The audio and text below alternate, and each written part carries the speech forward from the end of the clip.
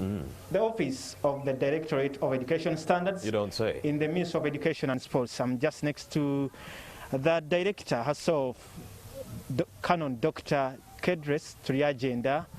She is the Director of Education Standards in the Ministry of Education. But because we know that speculation is now over, we know that schools across the country will be reopening on January 10th. And of course, this calls for more preparedness amongst you, the learners, the parents, and whoever. But first of all, Romeo Busiko, have you taken some milk today or just still worried about school fees? And that is also another conversation we're going to be engaging with Dr. Kedres. Good morning to you, Doctor. Good morning, Stephen, and good morning, viewers. Thank you so much for sparing your time to speak to Morning at NTV. Yes, yesterday you made that big announcement that we've been always waiting for, when the schools will be resuming. And of course, the learners now have to get ready. But for a parent, for a learner, for an educationist, whoever is concerned about returning to school, what is that one thing that you would tell them now that you've already made the announcement? Allow me to remove my mask, Stephen, you are far enough. Yes, the speculation is over. Come 10th January and other days, as it was explained, that for Kampala and its suburbs, it will be staggered to avoid the extreme jam and clogging and crowding that we experienced when we closed in June. But the date is 10th, and then there will be days before or after for different schools, so that children can actually go through the city and its suburbs and get to school. So we are glad that all of you have been praying with us, and now our children are preparing to go to school. Fortunately, the president announced it about almost 2 months ago. So I'm hoping that although we did not know the dates, we have been quietly as parents and guardians and communities and schools preparing to have these children back. I would wish to request that you really look for official documents. We hope that by early next week, the signed guidelines by the Permanent Secretary and the SOPs will be available to you. Please have them with you, study them thoroughly, understand them, ask if you need to, so that we have safe and sustained opening and running of schools. What exactly needs to be done in this period, as on day one, or the first week, the second week, because they are coming back. They are coming from different communities. Others have been locked away, far away from Kampala, far away from Kabale, or even Mbali. But now they're coming back to schools. What should they know now they are coming back? Even the teachers, what should they be knowing now? Because, of course, why I'm asking this question is because you don't have that abridged curriculum that you had promised the nation. One of the requests I would want to make, now that Stephen and NTV have given me opportunity, is that we start exciting our children to go back to school, settle and learn. So between now and 10th, there is a lot of preparation by the schools to really reconstruct them into schools. Some have been closed for a long time. Some have had their desks eaten by termites. So between now and beginning of school, the ministry is working with the Ministry of Local Government through the local government leadership, the CAOs and the DOs and everybody, to see that schools are brought back to what should be a school. In some schools, as it was read yesterday, there will be some painting, facelifting. Some others would need a little bit more, but we still want schools to make schools places where children look forward to coming. And please, parents, children have been at home. At least they've been eating something. So start preparing to make sure that each of your children has something to eat during a school day. And they have books where to write, and a pen or a pencil. That is part of the motivation for learning for children. So when children come back to school, yes, the abridged curriculum would be there, and teachers would have had a brief reorientation into it. One thing I want to make clear is that we are not losing anything in our curriculum. The abridged curriculum has picked core concepts and will now guide learners and others how to feed in the gaps. Thank you so much, Dr. Kedres Triagenda. Now let's turn to the feeding, because these learners have been used to different styles, different they've been eating whatever they've been able to get from their parents, from wherever they are. They are those who have been used to eating junk food. But the issue of feeding them, especially in early morning, evenings, talking about milk. What would you say about the benefits, or because there's a lot of myths surrounding this issue of milk, feeding the children. The schools are now preparing to feed the children. The learners, even now at home, or those who are still at home, they need to be fed well so that they get ready for quality learning. True. When we think about children, we are focusing much more on the preschool children and primary children and lower secondary children, because all of those are still in their formative ages of growth, development, and that impacts on their learning achievement. And so for a child to be able to learn, the child needs to be healthy, the child needs to be fed, the child needs to be confident, to be loved and appreciated, both at school and at home, but especially with regard to the feeding. One of the things we know is that milk is a whole food. It has all kinds of nutrients. You know, the three big classes, the energy givers, and then the proteins, and then the vitamins. They call them foods for growing. Those are the proteins which cause children to grow. And the growth is not just external. The growth includes the growth of the brain, which impacts on a child's learning and understanding and progress. So milk has quite a substantial part of proteins.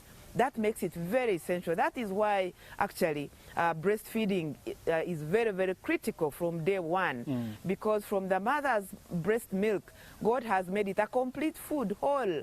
It enables this little one-day-old baby to get everything it needs to grow. But after that, then he still needs the milk, because the growing is still on, the brain is still developing. Other parts of the body, the bones, milk has those minerals in it. Milk has, of course, the carbohydrates. The carbohydrates, children grow and play and work, their lives are continually in motion. So milk is a whole food, and we really need it as children continue to grow. But there is also the issue of, you're now trying to stress the issue of SOP, standard operating procedures, but also for the feeding. When you look at milk, the schools have going to be having large numbers of children, even at home. There are some families that have many young ones. But when you look at the preservation, the way they cook the milk, sometimes people cook the milk and then it's not yet ready, they take it, some people take it raw. Take me through about the issue of preparing and keeping the milk safe for these learners as they go out from the families, or even when they are at schools. The sector has guidelines on school feeding, and there were also guidelines actually on the milk school milk project, because there has been a school milk project supported by SNV and the Netherlands government, mostly in the southwestern region districts, which has quite a number of cows. And that project had gone on for, I think, 3 or 4 years, and they are extending it to the next level, and now including Kampala and its suburbs. And a lot of work had gone into real guidelines on how do we handle milk, how do you purchase the milk, how do you boil it to ensure that it's properly boiled and therefore it's not going to cause the problems you are talking about, how should it be served, and so on. However, for this Kampala project, the city project, the thinking is, can we have that milk now pasteurized and packed, so that if it's agreed by a school and the parents are ready to support in that venture, then we know that 1,000 children in this school are taking milk at break time, and there will be now those small packs which are approved by National Bureau of Standards, which have been cross-checked. The processes have been cross-checked by the Dairy Corporation because it's the standards group in the milk industry, dairy industry. So all those things are being taken care of. When you talk about this program, the milk program by SNV and the Netherlands government, for someone who is hearing about this program for the first time, has a student, a child in Kampala, Wakiso, Mukono, even Western areas, what does it entail for one to be able to benefit from this program? Because there are schools which would like also to be part of this program. They will have many learners coming back. They are stressed now. They need support just to take them through, help them feed the children. What would it take them to get this kind of support? In Uganda, feeding of children is a responsibility of parents. And so as a ministry, we promote what we call parent-led feeding of all sorts.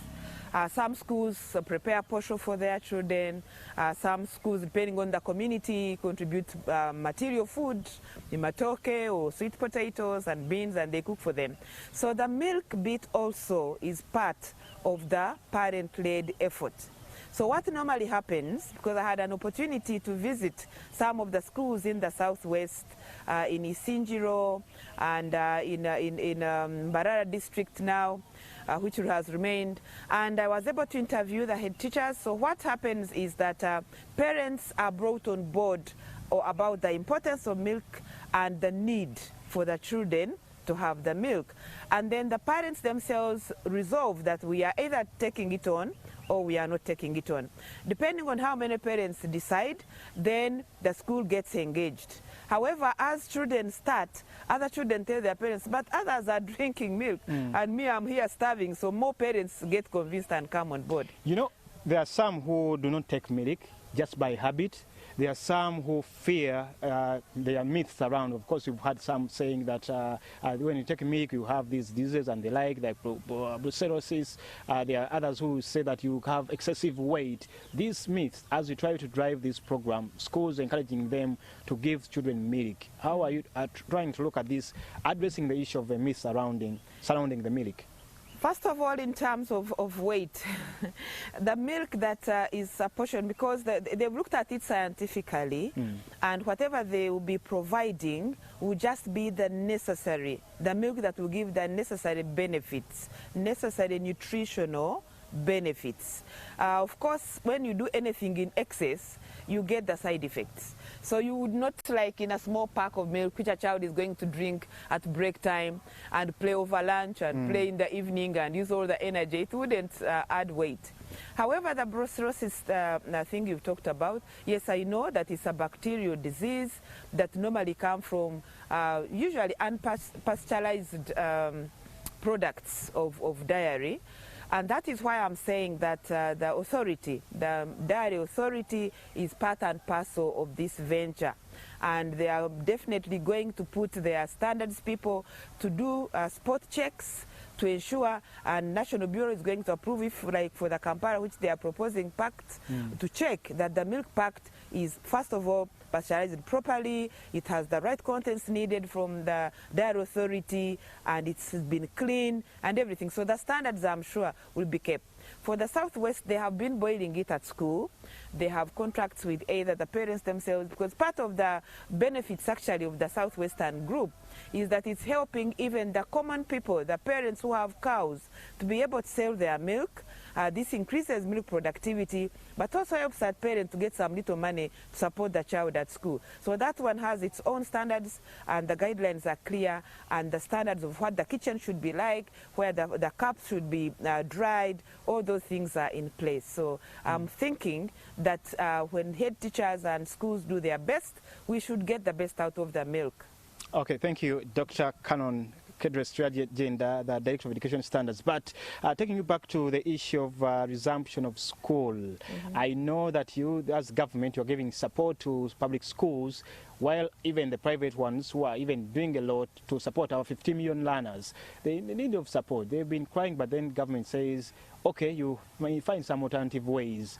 But now some public schools are saying they haven't even received the capitation grants We are left with 3 weeks to begin, and then you have to also prepare. In this circumstance, when the private schools are not going to get away from the waivers on electricity and water, what kind of support, or what would you tell these public schools who are still crying for capitation grants, but also the private schools who are even struggling to get the equipment for SOPs? That's a very difficult question, Stephen, because I think the stand of government at this point is clear. And in the statement which was read yesterday at the closure of our education sector and sports and skills annual review, was very, very clear of what government, and I'm sure it will come in the media anyway, of what government has done and what we now expect the private proprietors also to do, the directors and others. So yes, we know. We have been crying through because, you know, there is no private child in Uganda. They are all Ugandan children.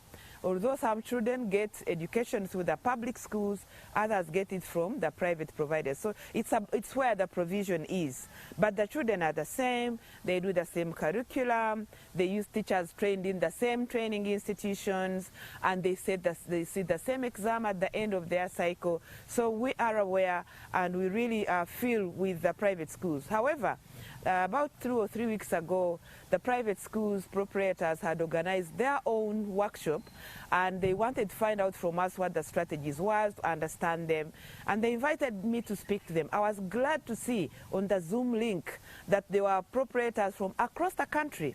And at the end of that workshop, the coordinating team was saying, we are ready, we are doing what it takes, we want to see our schools back. I know a few may not make it back, and that is really natural. When a disaster happens, some people never survive it. Yes, we are talking about some which may not even come back. You, as someone who is in charge of the quality and the standards of our schools and the education sector, do you feel concerned that some of the teachers have moved into different households, going to different businesses to cope up, even those who are in public schools in this 2-year lockdown, that they may not come back to schools, and even those in private? This should concern you and worry you that maybe the quality may go down. It's very true that many teachers, including children, that's why I need the media between now and 10th to really encourage children to come back to school. The basic now in Uganda is O-level, end of O-level. You can't even get a sweeping job in the public institution when you don't have the basic, which is O-level. So in this 21st century, part of the global world, it's knowledge, it's science, it's ICT that governs everything, that runs everything. So media, please kindly continue to encourage parents and guardians to send children back to school. Yes, some teachers have indeed changed roles and thinking. I'm told some have gone to the Middle East to get a few dollars, which is fine, because we didn't even know for how long we would be closed. But what I know is that in the system we have had excess teachers.